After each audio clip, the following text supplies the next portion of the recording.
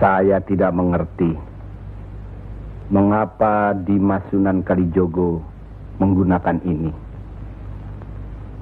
Apa ini ajaran Islam?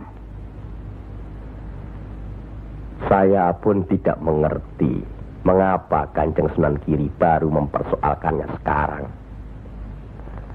Justru pada saat memperingati 100 hari wafatnya Kanjeng Sunan Ampel. Kenapa tidak dulu-dulu? Ya, karena baru sekarang ini kita berkumpul tanpa ada orang lain di antara kita. Kenapa Dimas menggunakan kemenyan, bunga-bungaan, dan lain-lain ini? Bukankah Rasul menganjurkan agar kita selalu rapi, bersih, dan menggunakan wangi-wangian? Setiap sholat Jumat pun kita dianjurkan menggunakan wangi-wangian. Apakah sholat Jumat itu bukan ibadah? Tapi Sunan Kali membakarnya saat peringatan akan dimulai. Saat membaca doa.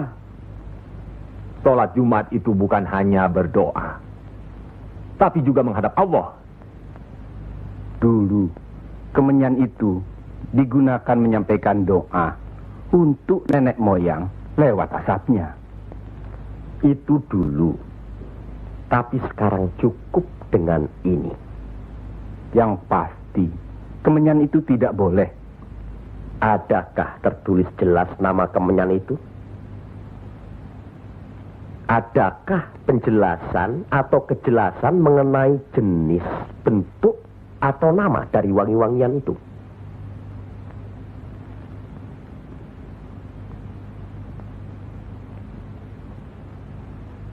Kalau orang Jawa menganggap kemenyan, setangki, bunga-bungaan itu wangi, apa salahnya kalau mereka menggunakan?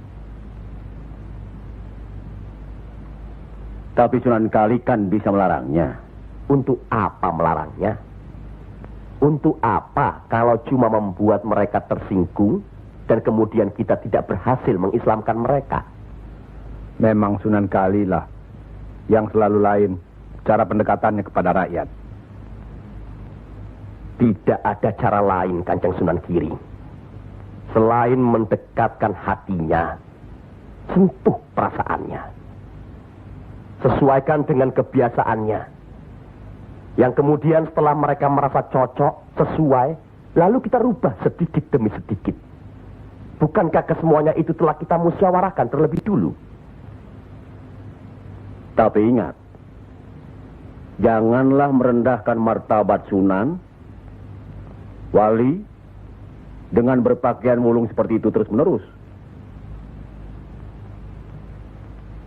Kanjeng Sunan Kudus, kita punya budaya sendiri. Gunakanlah itu.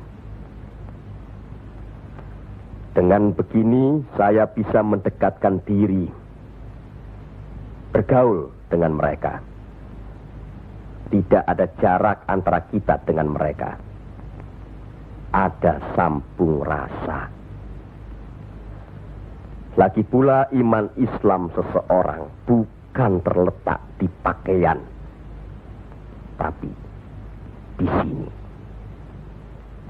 Yang penting bersih, aurat tertutup.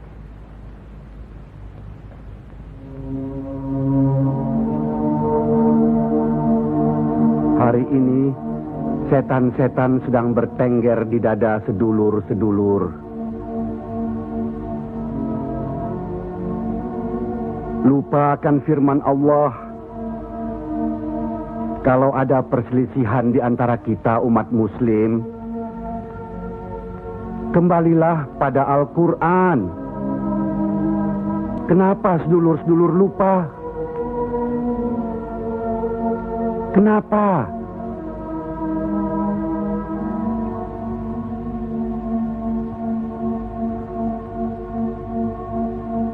Maaf Kanjeng Sunan Giri.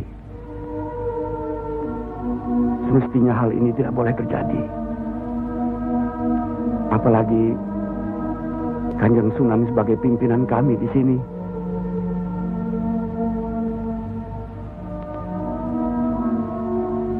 Kita harus ingat akan bahaya Islam yang berpusat di Pengging, yang perkembangannya begitu cepat, penyebarannya dan cara mengajarnya yang berbeda dengan kita. Apakah kita tidak merasa curiga sama sekali terhadap Syekh Siti Jenar alias Syekh Lemah Abang itu? Maaf, Kanjeng Sunan Bonang. Tidaklah baik berprasangka buruk terhadap orang. Itu pun termasuk dihinggapi setan. Astagfirullahaladzim. Soal Syekh Siti Jenar, saya telah menyaksikan anak buahnya berceramah. Anak buahnya bukan berarti Syekh Siti Jenar. Apakah Sunan Kali benarkan cara Syekh Siti Jenar yang musyrik itu?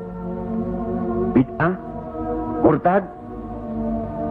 Wallahu alam. Saya belum pernah menyaksikan dengan mata kepala saya sendiri. Menurut Imam Ghazali, melihat lebih baik daripada mendengar. Saya rasa benar Kanjeng Sunan Bonang. Hari ini setan-setan sedang bertengger di dada kita. Maafkan saya, Kanjeng. Sama-sama, Kanjeng. Maafkan saya. Maafkan sama-sama. Maafkan. Maafkan saya, Sunan. Kanjeng Sunan Bonang. Sama-sama. Sunan Muria. Maafkan. Maafkan. Maafkan Kanjeng Sunan Kali. Alhamdulillah. Maafkan Kanjeng Sunan Kudus.